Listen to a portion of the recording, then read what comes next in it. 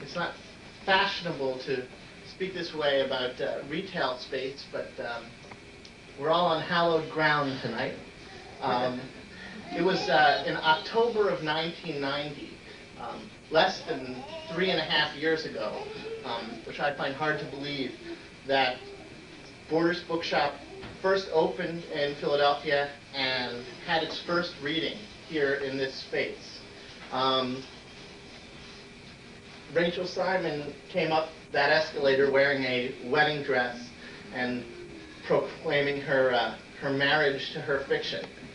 And interestingly enough, it was sort of the beginning of a great remarriage in this city, a remarriage of Philadelphia and literature. This was a city that for about 10 years was written off the map of the publisher's world in terms of sending us authors, giving readings, having literary goings-on in town. And ever since that first reading by Rachel Simon here, literary culture in Philadelphia has just flourished. Many more bookstores have opened.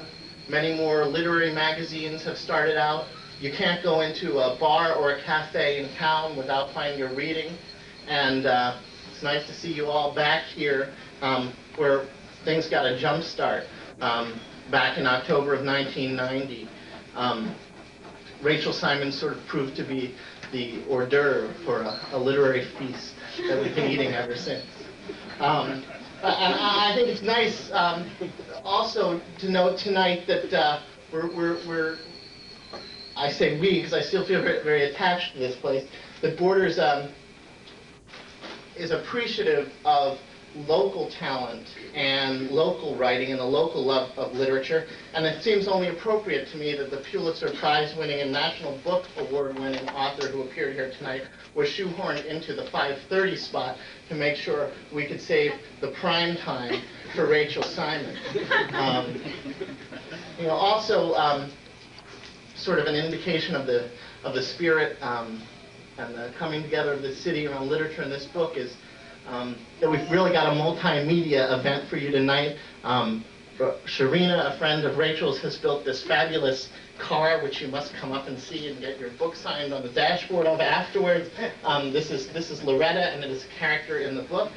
And let me tell you, the magic touch is a very unconventional narrative. It's written with a narrator's voice, but it's punctuated by all sorts of newspaper clippings and interviews and tape transcripts and things. So instead of Rachel Simon just reading to you from the book, we have, along with Rachel, only two members of the Big Mess Theater Company. You could call them the Little Spill Theater Company tonight, Greg and Kate.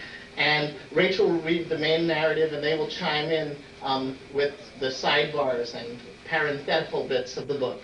Hi, everybody. Thanks for coming out. You may wonder why I'm dressed in a flag. It's Flag Day. And I had to find some way to top a wedding dress.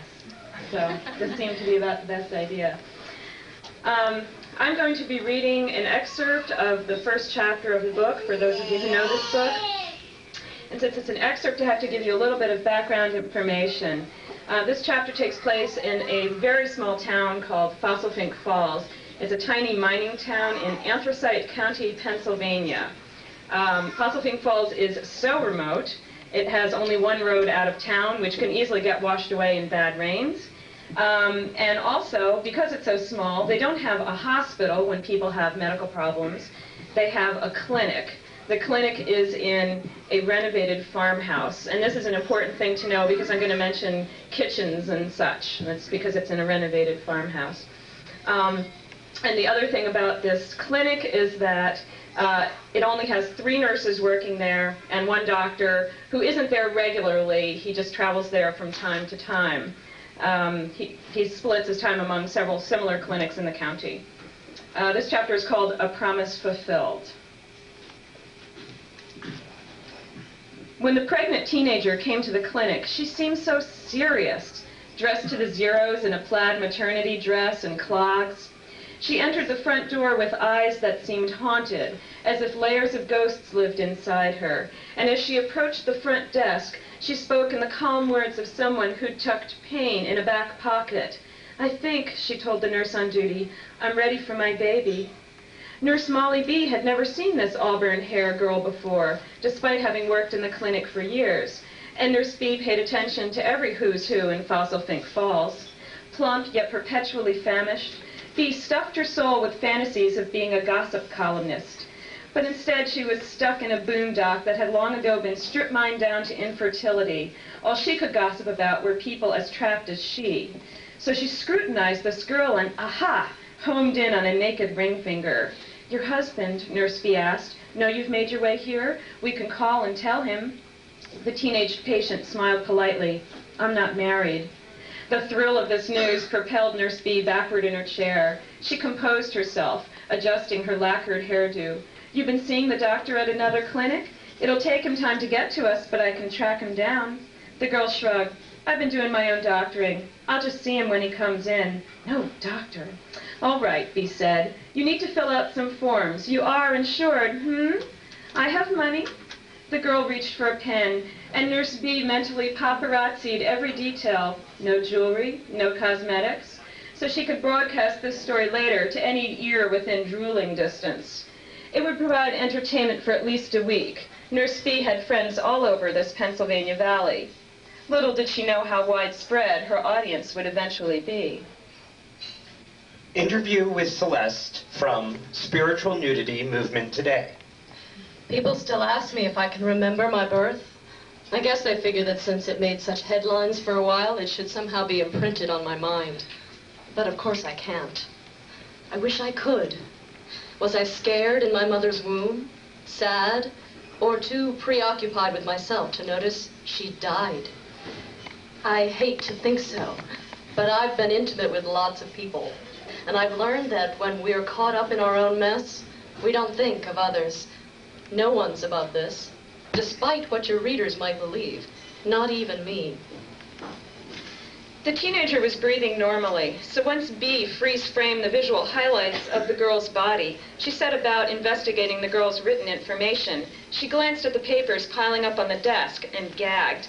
The girl couldn't be a stranger. Her address wasn't some remote city, but the old school right outside town. No, it had been a school, B corrected herself, but then closed ages ago after the coal company went bankrupt and families left in search of work. For years, the old school sat forgotten, with weeds of every nastiness growing high.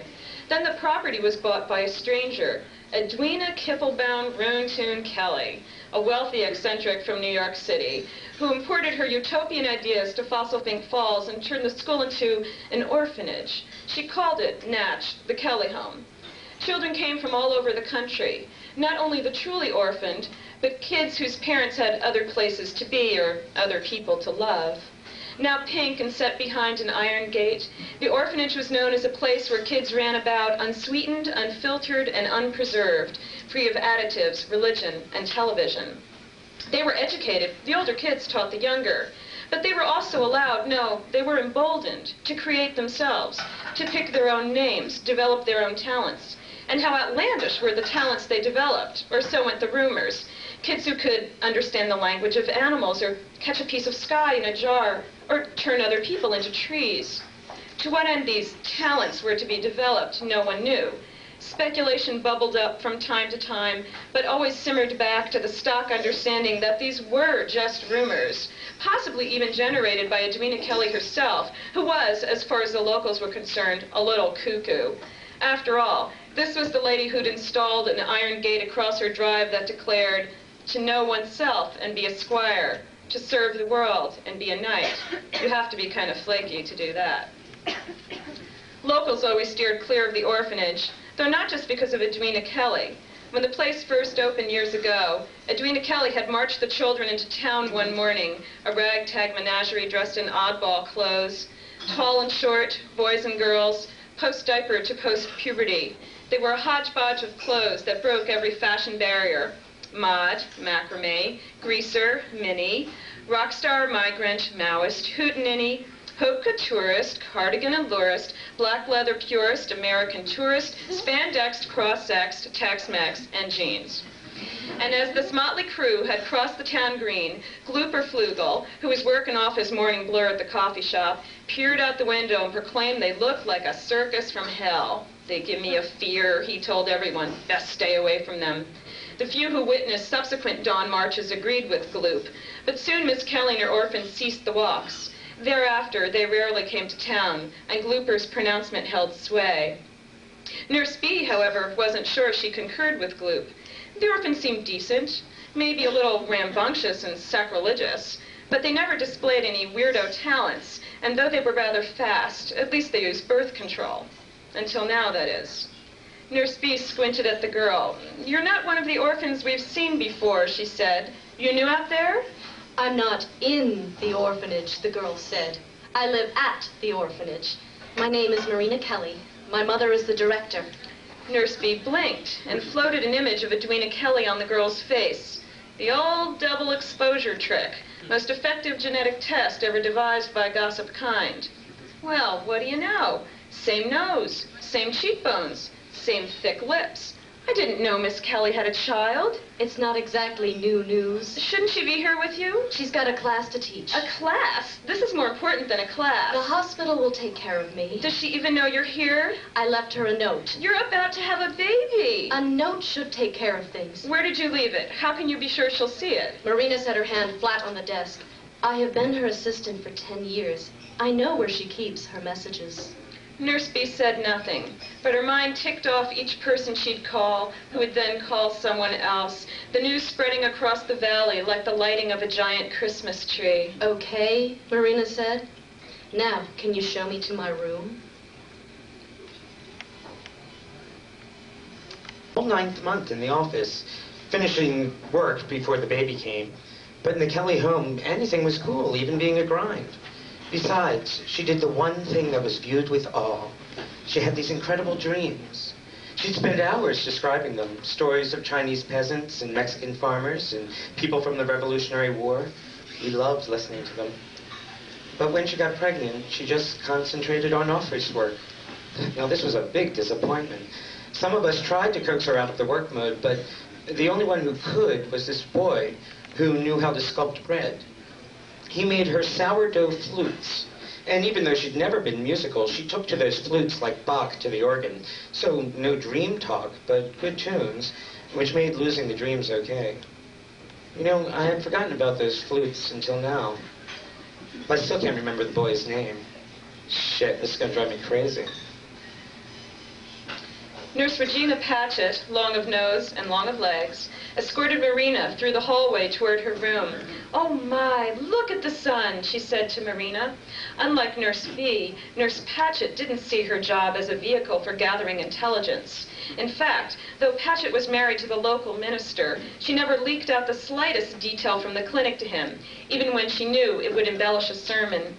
"Your baby picked a lovely day to come," Patchett said. "The sun is so strong, I feel like I could touch it." Marina's face lit, then darkened, as she passed in front of successive doorways. I hope it doesn't take too long, she said. What's normal? That depends. How close are your contractions? The girl stopped. My what? Your contractions, the things that feel like cramps. Marina peered at the floor. When was the last cramp? When I signed in downstairs. How long have you been having them? The girl's eyes ran back and forth as if reading her past in the floor. I had one after dinner, then I felt nauseous all night. The second cramp came this morning. That's why I figured it was time, so I walked here. And you didn't have problems walking? That's 4 miles. I felt a little tight in my chest. Your chest isn't where you'd feel it. That's probably because you hadn't walked in a while. Any more cramps? Not yet. The nurse smiled. I think you might be early, but you can relax in your room while we wait. We have a TV. Do you have a calculator? I said we have a TV. I heard you. It's color. We've even got remote control. I've never watched TV. Nurse Patchett's voice retreated before her mouth could grab on. Her trachea gave chase, finally rooting it out from a drawer marked deprived, where it huddled beside Life magazine images of starving children. Well, then let's just get you settled in. Marina continued down the hall. At least, she mumbled, it's during the day. Does the dark make you uncomfortable? No, it's just that the fall term ends this week, and night is the best time to tally up grades. A joke suddenly cut the sentence short. Marina's eyes grew wide, and she clamped a hand on her chest. What's wrong? The nurse asked. The girl bent forward. I can't breathe. She sucked in air. Oh! Oh! Her face wrinkled in pain. Nurse Patchett shot a look up the corridor for help. All she saw was the sunlight. Oh, no! Marina wailed. She grabbed for the wall and leaned into it and gasped. The nurse bolted to a room. Urgent on 2, she buzzed into the intercom. She shielded her eyes from the sun, decided not to wait for a response, dropped the speaker, whirled back. Less than 5 seconds had passed. And there, in the doorway, sprawled the pregnant girl, both hands on her chest. She gasped wildly as panic stormed across her eyes, like a drowning victim fighting for air. Marina Kelly, original in code. Inside you is growing a magic girl, sang a man in my dream to me. Hooray, hurrah, that's great, I said. Let's hope, sang the man. We'll see. The first to come running was Nurse Sammy Sampson, who'd been lingering over his Marvel comics when he heard the SOS. He flew up the stairway. Labor, he called to Patchett as he tore down the hall, the light flashing strobe light against the earthy color of his skin, the fuzz of his woolly hair. She was barely contracting. She just collapsed. He dropped to his knees and felt the girl's neck. No pulse. Jesus, he cried, get help!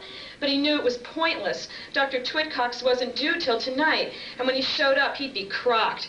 Doctors in Anthracite County are in chicken feed. All the clinic ever had was failures, drunks, and frauds. Twitcox was no exception. Sampson grabbed for the girl's wrist. Pulse gone. Shit! He tilted the head, clamped nostrils closed, dropped his mouth to hers. He blew inside, again, felt her arteries, but the beat was playing hooky. Christ! Pregnant women don't go like this! He pushed 15 times, and again. 2 breaths, 15 compressions, 2 breaths, and as he worked, his mind spiraled out from under him. Who the hell is this girl?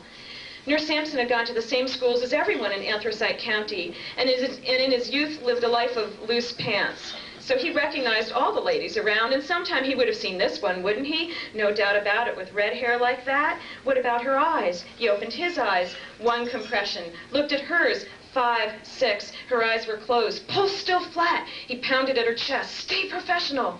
How many rounds? It was B speaking to him. Sam held up 5 fingers and continued, then felt B's varnished hair rake against his arm. She was crouching beside him. Come here, B murmured. And then he felt Patchett beside him, too. Sampson exhaled and gazed at the girl's face. Damn it, damn it, damn it! The pale tide of death was already rolling in, staining her lips blue. He covered her mouth. She was so cold he jumped. He pressed on anyway, but with each breath her warmth kept receding until finally, it was gone. With a cry, he threw himself against the wall. I can't get her! The other nurses had lowered their ears to the belly, and they weren't listening. She won't come back! Then Patchett looked at him. Sam? She whispered. And then B touched his shoulder and steered him back toward the body. What are you doing? He asked, as she pressed his head below the navel. I know she's pregnant. But when his ear touched the cold curve and B released him and said, listen, then he stopped resisting. He cupped his hands on the belly. Hear it? They asked. He pulled his ear away and lowered it again. He shifted to the chest, then returned to that spot. He sat up. It can't be, he said. We know, he replied. But there it was. They all heard it. In the body of a dead woman pulsed the heart of a living child. Jump Rope Song, author unknown. What made her come the way that she did? What kept her breathing? Gave us this kid. Entombed in the womb, cocooned, wrapped in gloom. 5, 6, 7, 8. You better come out before it's too late. Above the clinic, storm clouds took over the sky and let loose in an orgy of rain. As the torrent began, Marina was moved to the room called intensive care. This meant it had monitors, but otherwise it was as pitifully equipped as the other rooms. Nurse Sampson sat with Marina, scrutinizing medical journals and sipping caffeine. Every few minutes, he checked through a stethoscope. In her chest, Silence. But then, down to the baby, a beat that could give Edgar Allan Poe a run for his money. Sam's logical faculties pshawed it, but as the rain pounded harder and the sky grew darker, inside this dead woman, the stubborn little heartbeat drummed on. Nurse B called the Kelly home, but couldn't reach Miss Kelly. She's in class, an orphan told her. So she left the message that Marina was very, very sick, and Miss Kelly should get to the clinic at once. B then tried to reach Dr. Twitcox at home, only to be told the good doctor was on the road, which could mean he was at another clinic, or a bar, or was simply driving, his only companion some self-help tapes and his 10-gallon feet. Nurse B dialed her finger sore, trying to find other help, but the doctors she reached were paid by the county, and county salaries just weren't worth the risk of flash floods or falling trees, and the one helicopter within flying range was in the shop. B conferred with Patchett and Sansom, but with malpractice lawyers poised to snatch the last pennies off a dying town's eyes, the nurses agreed they wouldn't dare attempt a C-section themselves, so they had nothing to do but wait. At about 3, Samson left Marina with Nurse Patchett and went to the clinic kitchen. There he flipped up a few pancakes and beneath the roar of the rain wondered about the dead girl. She wasn't married, he'd learned from Nurse B. She was the daughter of the famous but seldom encountered Edwina Kelly. She was 17. All the facts he could believe except the last. That she was unmarried, hey, no big deal. It wasn't as if a matrimonial contract was needed to grease the faucet of sexuality. As for the second fact, that Marina was Edwina Kelly's kid, no big deal again. Sure, Edwina Kelly could be as susceptible as anyone else to sensual pleasure. Clearly, she once had been. But it was hard to accept, given how she was, short and stout, severe as a general. Occasionally, when Miss Kelly brought orphans to the clinic, Nurse Sampson had tried to picture the woman in her youth. Through his mental viewmaster, he'd imagined he could see her as she'd been in New York, descending a grand stairway toward an elegant foyer, making her entrance to some social gathering, a ball perhaps. Edwina would be in white, with bones so fine, guests would have trouble distinguishing her arms from the spindles on the banister. No way. Not Edwina Kelly. Not with her stiff-legged stride and stiff-faced demeanor. Chuck that image. Sampson dropped in a new Viewmaster disc. Now, in consecutive slides, Edwina emerged again, but this time wearing her standard gray dress and work boots. Stop-started her rigid legs down the stairs and at the foyer, stiffened right out the front door in search of diversions more meaningful than a ball. He wondered how she'd been in her youth. It was hard to imagine her other than how she was now, stern and solid, a matron who came to town only to bring a child to the clinic. Oh yes, right, and every year she went to the firehouse auction, bid on shoes and blankets, sped the necessities to the home. Though a few times, Sam remembered, she'd stun folks at the auction by dropping wads on frivolous items, beaded gloves, pogo sticks, an oversized teddy bear, an undersized carousel, a fleet of unicycles, and some geriatric cars. Each time that happened, the town's collective gasp hovered until someone remembered that the firehouse had spiked the punch again. You could almost hear the gasp melt into a phew once folks chalked up the aberration to that.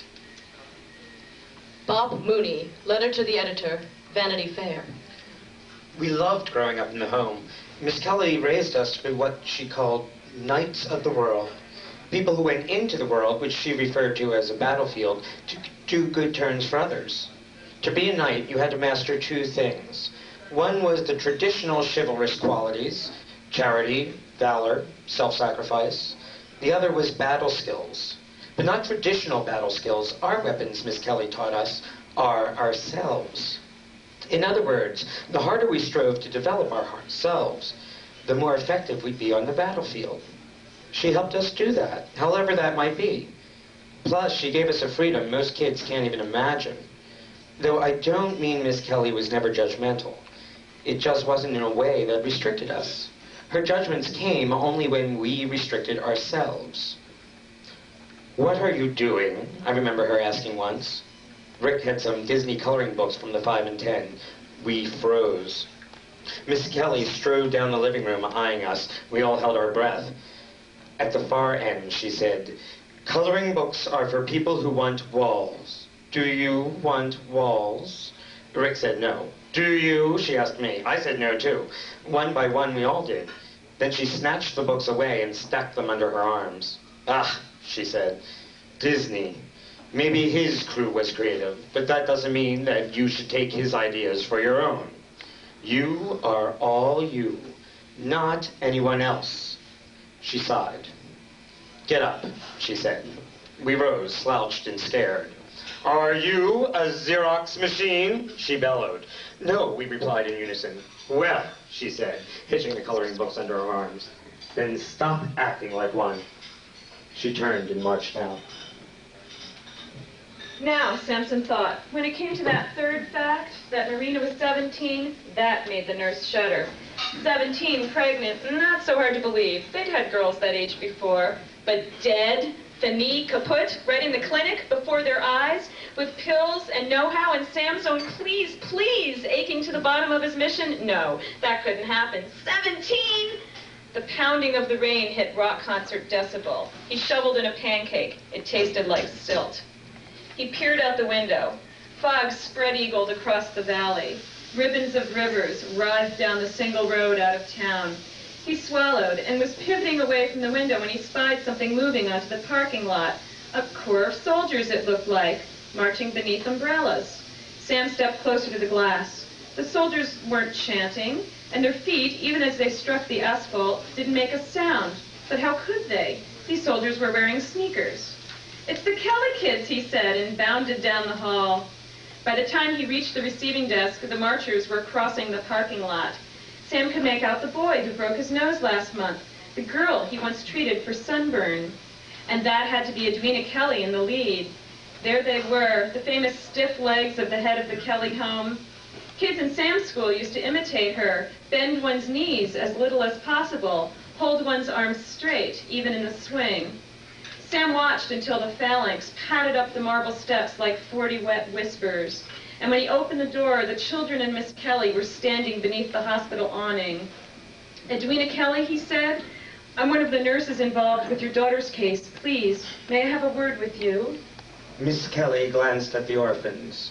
"Stay here," she said. Sam held the door for her. "I've just relieved the nurse on duty," he said, his head down, afraid his bloodshot eyes would betray his fib. "You do know your daughter is very ill." "Yes." They stood in the front hall. "And you know that she is..." "In the family way." "Yes, you know this?" "Do you take me for blind?" No, I didn't mean any offense, Miss Kelly, but things are a little nutty here today, and I just got on shift. "So you said." And your daughter is in intensive care now." "That's why we're here. To be with Marina."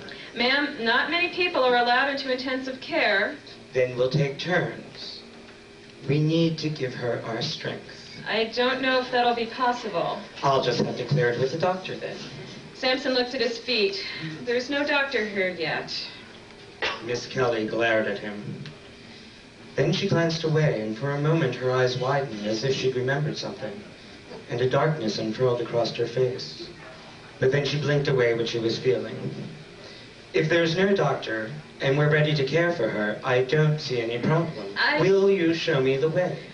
"Ma'am, I think there's something I should tell you first," he said, and before Miss Kelly replied, he thought he saw the darkness again. It seemed to shut her up from within and to pass beneath her skin like a tremor. But then it was gone, and it stayed gone as he cracked his knuckles and took a deep breath. It stayed gone as he explained as best he could what had happened, and it stayed gone after he finished and stood waiting to hear her grief. All he saw was a slow nodding of her head. All he heard was her silence. Kit Lincoln. And Caboodle Davis. 2 home residents, as interviewed on Lifeline. Miss Kelly called us into the clinic and told us about Marina, and we just wailed our guts out, except Miss Kelly. She never cried in front of strangers or laughed. She was totally no nonsense until you knew her.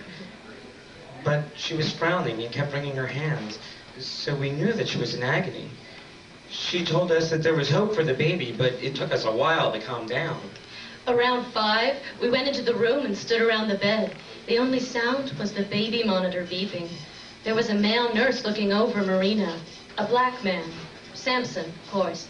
And suddenly I felt embarrassed we'd come empty-handed. I told Kit we should have brought her something. And Samson must have overheard because He gave us this look, and then he nodded slow, like he was mulling it over. Later, he ran home and brought back a tray of miniature roses. Gorgeous red roses with petals as small as fingernails. He put pins through the stems so we could wear them. We asked where he'd gotten them, a flower store? He said, "That'll be the day. Bouquets from florists hose you into catatonia. I'm a nurse. I know. But these babies just tickle the nasal passages. See?" We took a whiff, and he was right. Their fragrance was much less sweet. He explained, he bred flowers, and these were his own special genetic mix. I asked how come they smelled so different from other roses. Was it because of their size? And Miss Kelly was pinning a rose on someone's collar just then, and she looked up to listen. And Sam said, these roses are further down the odor spectrum. Didn't anyone ever tell you about the odor spectrum? He caught Miss Kelly watching and winked at her. It's like the light spectrum, but for the nose. We got a good giggle, and Miss Kelly smiled just enough to show he had won her respect. At midnight, 7 hours late, Dr. Twitcox docked at the clinic. Twitcox was a bald sack of a man whose belly lopped like a swollen abscess over the tourniquet of his belt. In from the rain, he shuffled his 6'4" self, prepared to do no more than culture a strep. He was thus quite unprepared for what awaited. 15 children sprawled around the waiting room, and Nurse B, erupting from behind the front desk. "You're here! We've got an amazing situation, doctor. I can't even describe it. You've got to see it. I mean her. I mean them. Come, this way." "Hold on, woman," Dr. Twitcox said, but Nurse B tugged him like a barge into the hallway. This was not entirely due to reluctance. Twitcox always moved as if his feet were made of cement. The only shoes that fit such mammoth feet was acrobat slippers, which is what he wore. But Dr. Twitcox did not handspring gracefully across the gymnasium of life. He lumbered, he stumbled, he brooded, he sat. The only acrobatics he did were in his mind, where he looped through slogans he learned on self-help tapes, meditations to combat a world he believed was conniving to do him in. Twitcox shuffled his Frankensteinian feet toward intensive care as Nurse B flapped her jaws. She walked in, young girl all ready to have a baby. Well, not exactly ready, but would be soon. And then she collapsed, and we tried to resuscitate. But it looks like heart failure, massive heart failure. And doctor, the fetus held on. You can make out the heartbeat clear as... "You can what?" Dr. Twitcox said. He couldn't have heard that right. His ears were playing tricks on him. Couldn't she give him a minute to clear the storm out of his head so he could hear? He'd been drinking with the rain pounding, and it was still pounding, and he couldn't even picture what she was saying. Small miracle you ever got through med school. He thought to himself. Can't even find that gin in your own car, let alone make sense of a medical emergency. What was he thinking? Remember those self-help tapes? You are Dr. Fate Newton Twitcox, son of a doctor, upright and sincere, slayer of sickness, hero of the helpless, keeper of the American way. Let me make sure I'm grasping this amazing situation, Dr. Twitcox said. How old is the mother? 17, Nurse B said, and was. She didn't make it. Was? Do you know what you're suggesting? Yes! The girl had no history of heart trouble. Now she's dead and the baby's alive. It's mystifying. We moved her here. Nurse B pushed a door open. Inside stood 5 children, a middle-aged lady, and Nurses Patchett and Sampson, and every last one of them was wearing a miniature red rose. "What's this?" Dr. Twitcox said. You bandage chaos, lance fear, seize the bull by the horn. And then, looking back to Nurse B, "Are these people sick?" No, they're family. Well, sort of family." Twitcox's gaze hopped from one set of eyes to the next. You brought your way through med school, and the whole time they laughed at you, moron, puny brain. And tried some positive visualization, but the only imaging he could squeeze out of his constipated mind was the AMA glowering at him with hands planted firmly on its hips. He hooked his finger inside his collar and shaved off a film of sweat.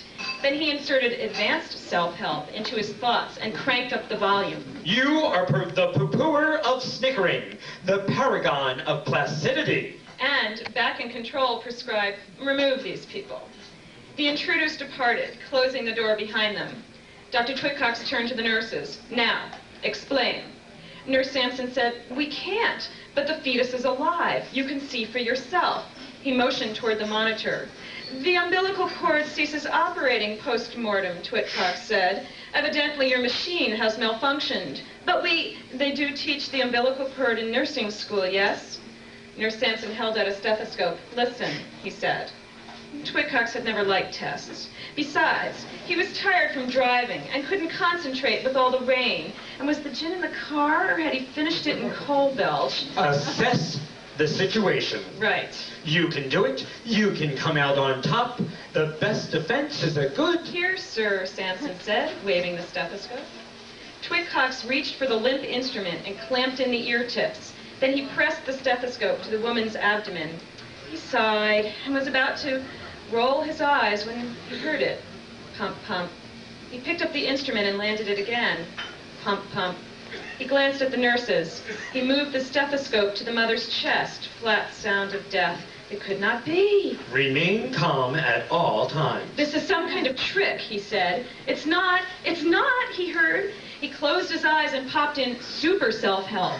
But with the pulse coming through the ear tips and those voices pelting him, he could barely hear. You bandageas, land sphere, seize the boot by the corn. He sped it up. You are Dr. Fig Newton Twitcox, son of a doctor. Blasted the volume. Upright and sincere, slayer of sickness. But when he opened his eyes and faced the nurses, the tape snapped and spun out of control. Cream of the crooks, king of the He calm. threw down the stethoscope. Don't do this to me. It's not us, the male nurse said. And the lady nurses spat at him. It's true. And their tongues lashed out at him. Their eyebrows vibrated like cilia. The baby's alive. Accusations, lies, fabrications of a situation that's an impersonation of truth. Voices swarmed around him like wasps. Dunce cap and dodo. A vivisection of his role, a bleeding of his soul. Get away, he shouted, flinging up his arms for a shield. They lunged at him, talons out. Wait, they cried. It's not possible. He backed up. They ran after him, shouting. The conspiracy strikes. The coup d'etat succeeds. Not possible. He whirled around and dived for the door.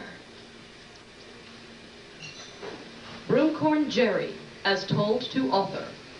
The doctor wasn't the only one who couldn't believe it, but at least we didn't take off like him. A grown man crashing through kids to get down a hallway. Last we saw of him, his car was squealing into the rain. Great, we thought. Historical, Hippocratic. And people wonder why we scoffed at authority. When Marina had shown up at the clinic, she'd thought her baby was primed for its grand debut. But with her death and the rain, the child had ducked back into its dressing room. So the orphans and nurses waited. For 2 days, they waited. Feet fell asleep, tears watered the miniature roses, voices consoled. When the orphans weren't near, Nurse B gabbled with her phone pals on one line, while Patchett, on another, cooed velvet nothings to her husband. When the nurses weren't near, the orphans distracted each other with parlor tricks. Nobeline folded herself into invisibility. Catnip twisted her body into the most difficult contortions. Bronto wrestled color out of the carpet and then massaged it back in. But the orphans had seen all these tricks before, and their attentiveness soon dissolved into yawns. Something had to happen. Finally, late in the second day, the rain ceased. It ceased suddenly, as if a sheriff had banged at the door to the storm cloud's orgy. The clouds hauled on their skirts and zipped up their flies, threw their lights and amps into suitcases, and vamoosed out of town, leaving the sky to the return of the sunlight. The end of the storm startled the orphans who'd lived with the black noise for 2 days. They peeked outside and reeled from the sun. Open the blinds, Sampson said, and Kit and Caboodle screwed the window wands until light stripes whiplashed the room. And as the sun struck Marina, the baby decided to come. The first sign was the quickening of the beep on the heart monitor. Blip, blip, beep, beep, beep. Sampson tore down the hallway, telling everyone. A stampede returned to intensive care. Instructions were dispensed hastily, and the nurses, shot through with adrenaline, set Marina up for delivery. Patchett and Sampson stood between the legs. Bee planted herself at the monitors. All around waited orphans, hands washed and ready. Now? Someone asked. Now, Sam said. And wasting no time, he slipped his fingers into the cold inside Marina's body. It was soft still, but so very icy. He felt his way up the birth canal, his marvel at what was happening, fading beneath the demands of the moment.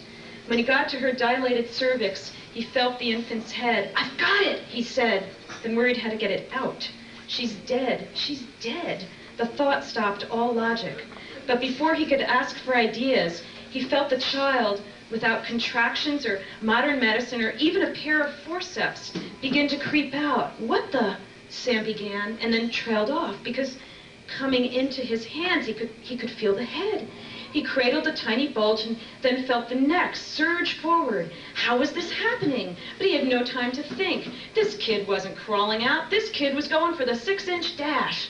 Sam backed down the birth canal as the infant tore pell-mell for the finish line. Then he yanked his hands into the room to clear the way, and then, before he could blink, into the room splashed the child, the head bearing a regular prune face, the body small and slippery and red, the legs, the feet. And when the last toe was out and she lay fully in his hands, this child from a dead woman let loose a piercing scream. He swung the howling infant up for all to see. "It's a girl," Bee said. They all grabbed each other, laughing inside their crying, inside their laughing. Orphans and nurses flushed shades of red that to this day have not been appropriated by Valentine cards. Even Miss Kelly, revealing to the nurses that she was not as mono-expressional as they'd thought, let herself go and wept. In the midst of all the hoopla, Nurse Patchett wiped her tears and held out her hands. "I'll clean her," she said. "Not yet," Samson said. The child was bawling like all newborns, and in every way, size, appearance, gestures, she was just like a newborn, except for one thing. She did not have a living mother. And for some reason that Sammy Samson could not understand at that moment, logic and medical training absconded for parts unknown, and abandoned by them, all he had left was his heart. And he said to Nurse Patchett, "Let her touch her mother, just this once." The child still in his hands, Sam backed away from the stirrups.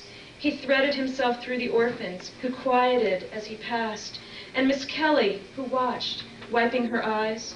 The orphans parted to let him reach the dead woman. There, on the bed, lay Marina, motionless and white, eyes closed forever. He held the child so the newborn faced her mother. The baby wiggled. Sam tightened his grasp on the tiny waist and whispered, "This is your mother." Then he brought the child down and pressed her between the mother's breasts. And when the child's skin touched the skin of the dead woman, when the body of this new person came down on the corpse of the old, that's when it happened. The moment that's since become a requisite dot on history book timelines. The moment we all think about when we hear the name Fossil Fink Falls. The moment that kicked off the very reason you're reading this book. The baby stopped thrashing. The room grew completely quiet. And as everyone froze, nurses gripping instruments, children hugging each other, Sam's hands holding the child's waist, Marina's eyes began to flicker. "What's that?" Patchett said, and the group moved closer. Marina's eyes fluttered clearly, and then she drew a breath. Color rose into the white face, and the room burst into shouting and tears. Marina inhaled a second time, and a third. Her heart monitor began beeping. Sweat bloomed on her forehead, and Samson rushed forward to pat it away. "It's a miracle! It's a miracle!" he cried, looking into Marina's beautiful gray eyes. So the child was named Celeste, to signify the heavenly wonder of the moment. And that is how she became known by the world. Thank you.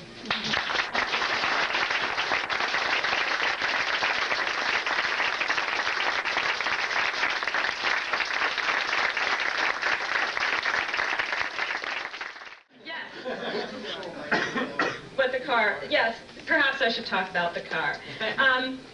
Actually, before I talk about the car, and in talking about the car, I really want to thank the many friends who've been incredibly instrumental in helping me pull this all together. There was the wonderful fashion designer, Nancy Wagman, who made this dress out of one flag. This is a flag. And there were these wonderful actors who, in very short notice, pulled this together with me and got the voices all right, too, which is amazing. And then there's the car, which was put together by Sharina Poorman, who I'm not supposed to point out in the audience. And Sharina's been working on this since about January. The car is a character in the book. Kit of Kit and Caboodle, who you heard tonight. Kit's special talent that he develops at the home is the ability to animate cars. He synthesizes a special fuel which makes cars come to life. One of these cars is Loretta, who's a bit of a prima donna. She likes to be very pitched out, perhaps like her author this evening. And I asked my friend Sharina if she would build me Loretta, or her conception of Loretta. And so she has been working doggedly on it until I think about 2 minutes before the reading began. And it is still in progress.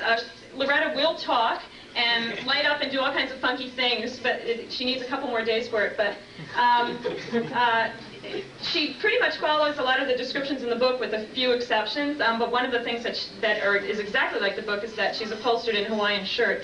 And I understand that she does actually move Flintstone style, although we probably shouldn't do it here at Borders, but if you can fit yourself in, you can move your feet along, and she rolls along. So she will talk, but that's a day or two from now. More fuel. Right. Another question? All these people? Yes, David Simpson. Rachel. I just wanted to ask you, after hearing this part of your book, I'm wondering if you would say something about how you wrote this. Do you, did you write a little every day, or do you put one sentence down and see what comes next, or say something about that? Well, this book was a nightmare to write. But this chapter was really easy. I wrote this chapter in a couple days. I didn't have any of the characters in mind. I knew the first line, which actually is not in the reading I just gave you, because I wanted to compress it somewhat. And I knew how it was going to end, that she was going to revive her dead mother. I didn't know Samson existed. I didn't know Edwina existed. I didn't know what Marina's character was. I didn't know about the orphanage. These things burst into my head as I was writing, and I just kept writing. I tend to think that's the best way to write. And then you revise endlessly. The rest of the book went through a lot more revision than this chapter. And in a lot of the rest of the book, the language is denser than in this chapter. But I wanted to let people in kind of easily, because it's so unusual that dense language early on, I think, would trip people up too much when they have to contend with so many magical elements in the story as well. Does that kind of answer that? Then there's the man in front of David who just raised his hand. Yes, you. Yes. Hi. How did you get the inspiration for this book? Oh, the inspiration for this book? The idea. Okay. For those of you who know the story, forgive me for being redundant.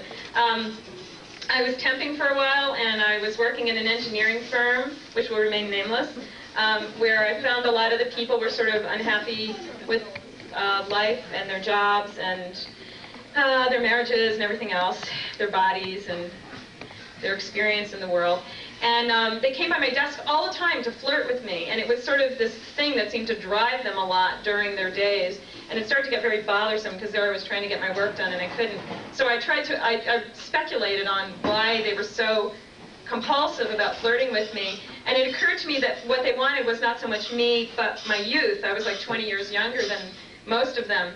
And then it occurred to me it would be very neat to have a character who could sort of take flirtation to the ultimate extreme of a sexual experience, and in satisfying their flirtatious impulse, impart youth to them. So the original idea was someone who could screw a fountain of youth into people. And that was Celeste's original idea, so it's sort of funny that the first chapter had all these nurses and things in it. I didn't have any of that in my head.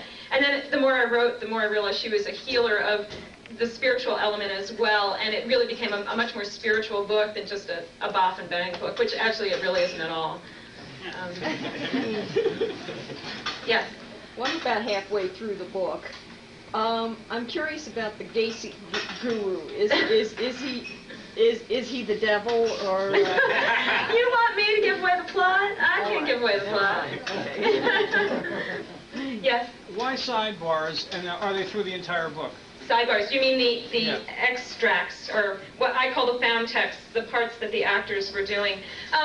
Well, gee, the original idea was this is actually a sign of my own vast ignorance. Before I started writing, I came across something that one of those very macho living male writers said. It was like Mailer or Tom Wolfe, one of those guys. And they said, no woman has ever advanced the form in literature. And I thought, oh yeah, okay, just watch me. And so I had this idea, which I thought was original, which it wasn't at all, which was to have tell the story and then insert these texts into the story on the way. And it actually led to this wonderful rhythm I could get going in the book, because I'd tell the story for a few pages and then interrupt for these texts. And I found the more I wrote the text, the more I told myself the story, because the text came from later points in the story that were commenting on the story. So suddenly, you know, I have a placard from when Celeste was arrested. Oh, gee, I guess she's going to get arrested somewhere along the line. So it sort of told me the story as I was writing along. It was really a great deal of fun. So that's why I did it. It was this dumb idea that became extremely addictive, and then I just couldn't let it go. Yes. Hi. You say that you did a lot of editing or revising at the end. Yeah. And I mean, I pretty much read that book with my mouth open, just like, wow, I can't believe this. So, is there anything in there that you kind of looked at and said, oh my God, no, I can't do that. That's not believable. Everything in the book is not believable. But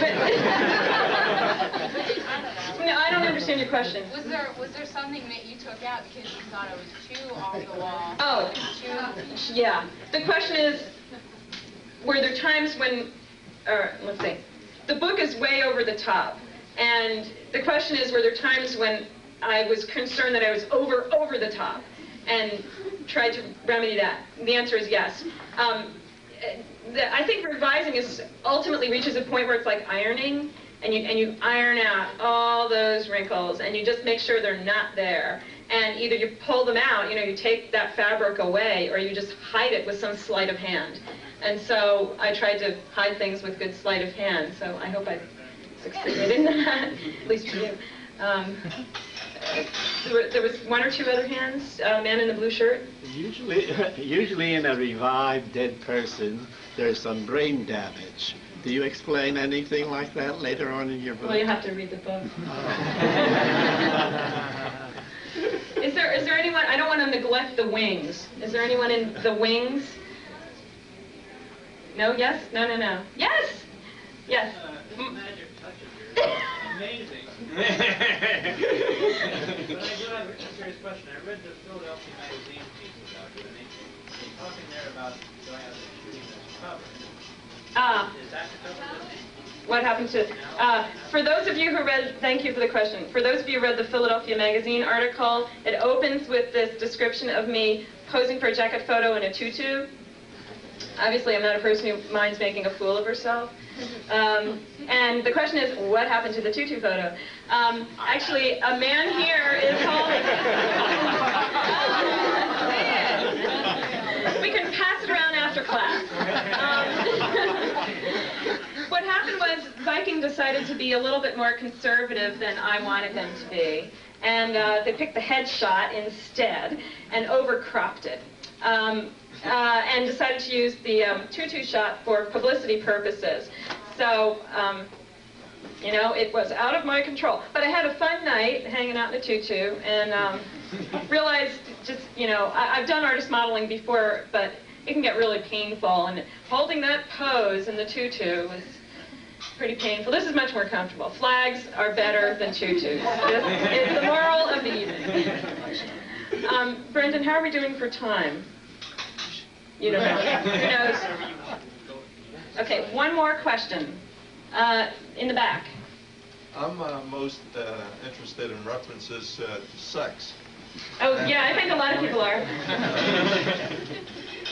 In the script that you were reading from, you read a line in reference to Edwina's sexual faucet being opened up. Yes? What's the question? The question is, how does one open up a woman's sexual I'm afraid I don't even have that in my book. But they have sex sections here at Borders, and they'll explain that to you.